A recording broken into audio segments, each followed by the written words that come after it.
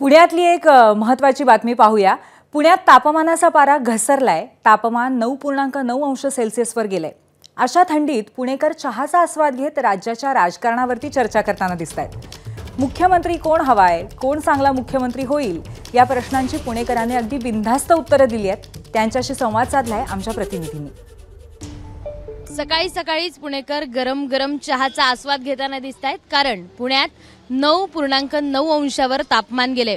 साधारण मागील 3 दिवसापासून पुण्यातला तापमानाचा जो काही पारा आहे तो आपल्याला घटताना दिसतो आणि त्यामुळेच गुलाबी थंडी आणि पुणेकरांना हुडहुडी भरल्याचं दिसून येत आहे। सकाळी सकाळी चहाचा आस्वाद घेताना दिसतायत। पुण्यात थंडी वाढतीये, काय म्हणतात? थंडी खूपच वाढतीये आणि ही अशीच निदान महिना 2 महिने तरी राहावी, कारण का आजकाल काय होतंय, ऊन प्रचंड आहे, पाऊस प्रचंड आहे, मग थंडी ही पाहिजेच।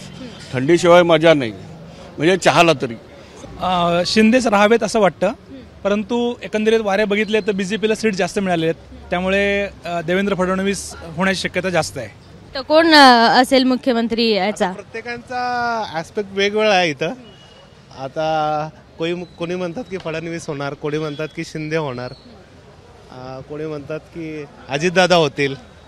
म्हणजे त्यांचा जो सकाळचा विचार पाहता आपण सकाळी ते निर्णय बदलतात ना अजितदादा, तर त्याच्यावरून मला असं वाटतं की वेगळा असतो, तर ते तसं पण होऊ शकतं।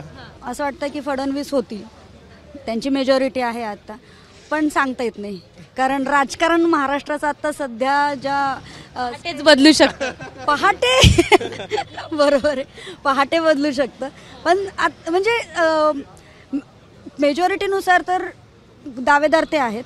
पुणेकर चहासोबतच राजकारणाच्या गप्पा देखील मारतायत, त्यामुळे यंदाचा मुख्यमंत्री कोण असणार आहे आणि पुणेकर थंडी नेमकी कशी एन्जॉय करतायत हे पाहणं महत्त्वाचं असणार आहे।